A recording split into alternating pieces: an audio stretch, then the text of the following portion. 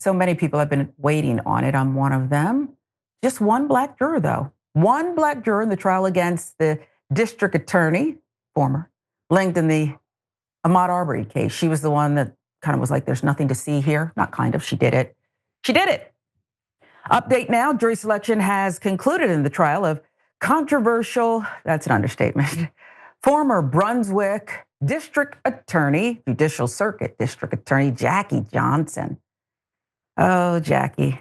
Prosecutors say she tried to shield the men, the murderers who shot and killed Ahmaud Arbery in that brutal killing while he was out for a jog. She never wanted them arrested. That's according to reports. Despite the racial aspects of the case, only one of the 12 jurors seated to decide Johnson's fate is black. 9 of the jurors are women, according to the Atlanta Journal-Constitution. That's the best shot we have of her. Might be the best shot, period. She's a controversial figure to say the least. Greg McMichael, who used to work for Johnson as an investigator, see that connection, and his son Travis McMichael were convicted of Arbery's murder in 2021, along with their neighbor, William Roddy Bryan, who filmed the fatal shooting.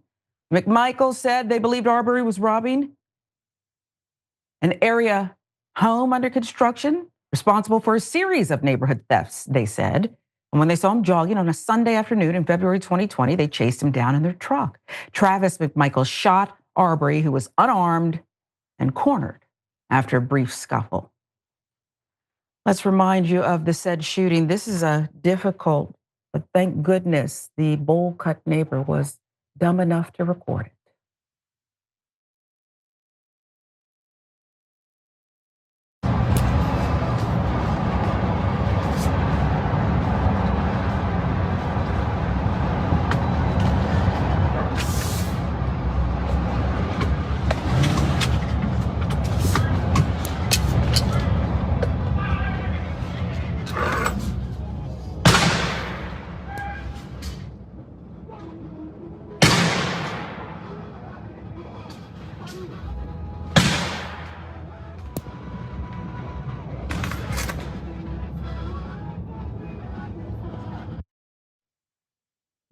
Music playing too.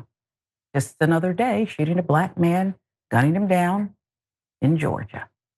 That's difficult to watch. It's a decision to show it to you, though, because this is what happened. And Ahmaud Arbery's family had to go there. So we should, too, revisit his final moments.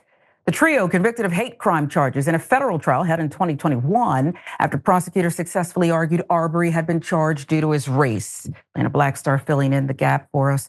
Johnson is charged with violating her oath of office, a felony, misdemeanor count of hindering police as they investigated Arbery's killing. She has denied any wrongdoing, saying she immediately handed the case to an outside prosecutor. Please follow the trail here, folks. Not before receiving a voicemail, though, from Greg McMichael roughly an hour after the shooting. My son and I have been involved in a shooting, and I need some advice right away, Greg McMichael told her in his message. How many people have the DA on speed dial after they commit murder to get advice? She had some for him. Let me just cover this up. My words. She didn't say that. Those are my words, but you can follow the details and see. The indictment accuses Johnson of showing favor and affection toward Greg McMichael, who had retired from the DA's office just a year before the shooting, and interfering with police by directing that Travis McMichael should not be placed under arrest. Though she did recuse herself, Johnson violated protocol by recommending Waycross Judicial Circuit DA Roger Barnhill take over the case. Barnhill determined charges were not warranted, even though he was one of the first to see Bryan's damning video that ignited international outrage. He said Arbery initiated contact with Travis McMichael and then cited unrelated criminal cases against the victim's older brother and cousin. This is a reminder of how disgusting it all was, folks. Barnhill eventually recused himself after Arbery's mother, Wanda Cooper Jones, discovered on Facebook that the prosecutor's son worked for Johnson and with Greg McMichael in a recent investigation. The mother of the murder victim has to hold people accountable here.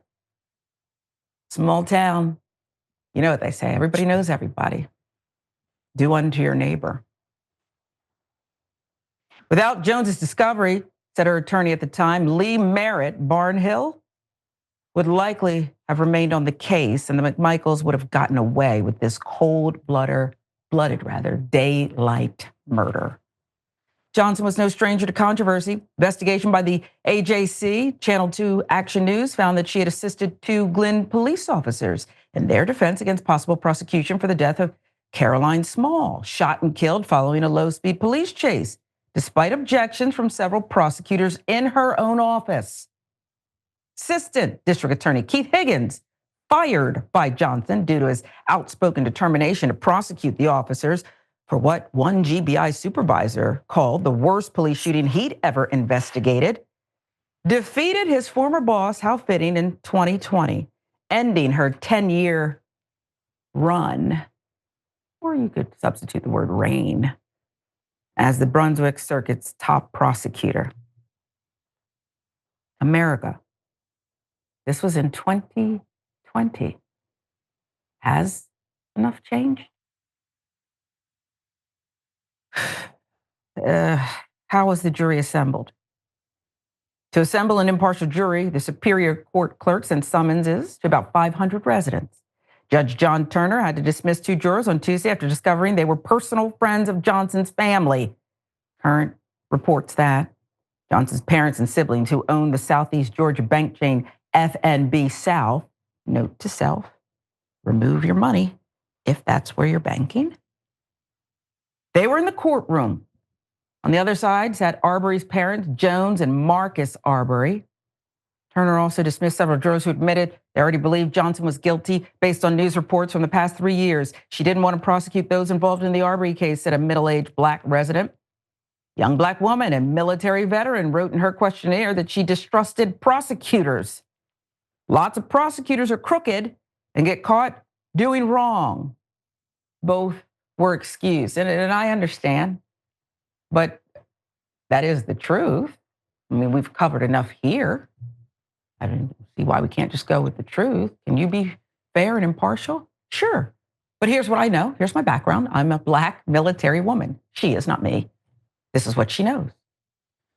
Several jurors brought up Glenn County's good old boy system in relation to Johnson. Others believe she was being unfairly targeted. Smells like a witch hunt to me. I feel like she acted on trusted advice. And I threw in the accent because that's what I'm going to do. Middle-aged white man there. He was dismissed. An elderly white woman who later revealed she was friends with Johnson's cousin, defended Johnson's trust in police. She was also excused. Ma'am, you can go drink your sweet tea. We won't be needing you for this trial, but thank you. Go on and drink your sweet tea. All right? Judge Turner clarified from the bench. Tell you what he had to say about all of it.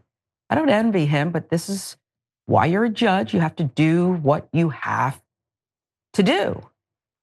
And we're counting on you. He clarified that his goal isn't to find jurors who have never heard of Arbery or Johnson, but rather those who can remain open-minded and consider all the evidence. And I'd like to start there, and we can work our way backwards, Woes. Nothing wrong with what the judge said. I want you to be open-minded and help weigh the evidence so we can adjudicate this case against this DA accused of doing something horrific. Waiting to hear her defense. But I just find it ironic. I'll read it again, what he said.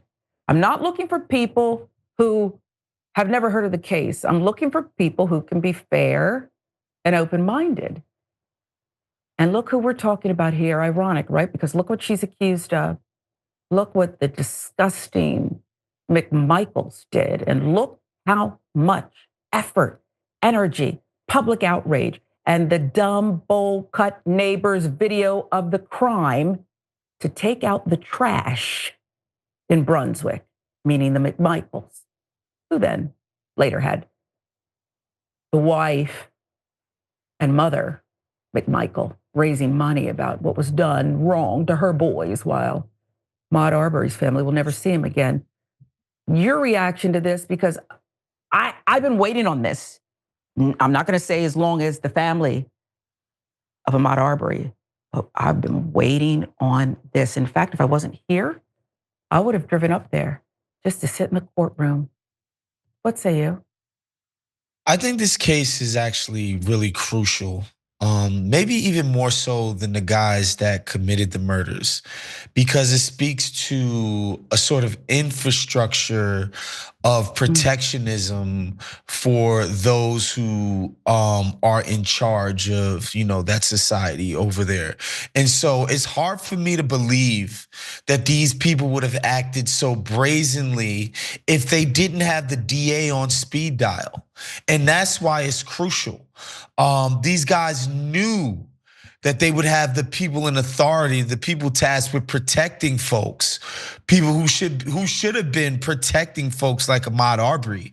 Quite frankly, I don't think these gentlemen would have behaved this way if they didn't know that they could literally call the person who would otherwise be throwing their asses in jail. And so prosecuting this lady is of the utmost importance because it speaks to, the context that allows for something this horrible to happen. Like people, like we live in our society, people don't just walk around thinking they could do whatever the hell they want when they want until they do. Right? And it happens in circumstances where they believe that they have the right, that they're in the right of way. And you can only act this way, man, this brazenly, I promise you, if you know you can call basically the ultimate decider in these things, the district attorney of this town could literally call them because you have a working relationship with them and you know that she's gonna do the right thing. So not only did they call them after they committed this heinous crime, she acted at their behest. She didn't take any, like you mentioned, the irony of it. She didn't take any of the facts into account. She didn't come into it with an open mind. She said, my buddies called me. I don't care how heinous their crime is. I'm gonna cover their asses. And I think she should be prosecuted to the fullest extent of the law for that. Here, here. Okay. And I agree with you. The McMichaels are lost.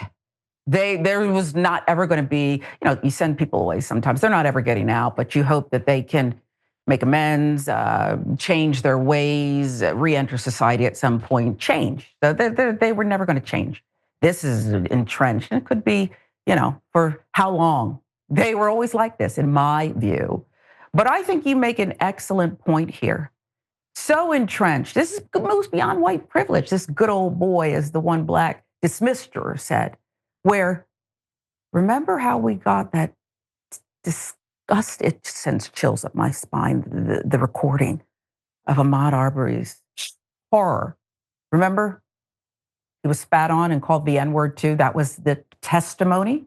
That was the testimony as he lay gurgling in his own blood, dying with a white racist standing over him, having shot a hole in his chest. Remember? But the fact that they recorded it, I keep calling him the dumb, bowl cut neighbor. And I think he is dumb. And I think that he's been excused a little bit for being dense, daft, whatever you want to call it. He's not that dumb. This is the rearing. This is what they raised to believe. He released the recording saying, oh, this will clear me. Black man running. So I am praying, as you said, she covered up whatever, or she ordered the police. Don't you arrest Travis McMichael, the son who delivered that hole in Ahmaud Arbery's chest. I'll give you the last word. This case, I know I'm not alone, but I can't think of another case that triggers me in this way. I'm going to that trial. Yeah, I mean, obviously, we all remember that time, 2020, watching this video. We were all home at the time, of course, during lockdowns. And yeah, it struck a chord with me and pretty much everybody that I know. Just the idea that this guy was going out for a jog, doing something, trying to be healthy, trying to stay active, that kind of thing. And that, something that innocent could end in a man's death. Two guys with guns and one dude just jogging in their neighborhood, and they are trying to tell us they felt like this man was some huge threat to their well-being. It's about as awful as it gets. And so, yeah, this is the kind of thing that everybody's gonna. I remember this case specifically Mhm. for the rest of my life because at the time too, I was somebody who was a bit of an avid runner myself, I was and thinking about so you. I was thinking about you as you were talking. Like that could have been, God forbid, you. yeah, that's the I think that's the most resonant part. It could have been anybody Mhm. who's literally just jogging. People take that kind of activity for granted, and this guy didn't make it home just because he decided to go out and work out. It's quite a tragedy, and I hope this woman sees justice. Yeah, I hate that this is all she's charged with, right? These kind of like obstruction charges because she, and part of it is conspiracy, but she is entrenched in this. She didn't pull the trigger, but she's entrenched. And then you look at the other cases, okay, with the police officers gunning down a black woman. To me, this is our Emmett Till, and I hate comparing disgusting tragedies like that. And I don't know that we need to. But I remember my mother, who dearly departed just a few days ago. I miss you, Mom. I miss her a lot, talking about where she grew up. And she grew up north, but everybody knew about that story. Everybody knew. We're watching you, Jackie Johnson.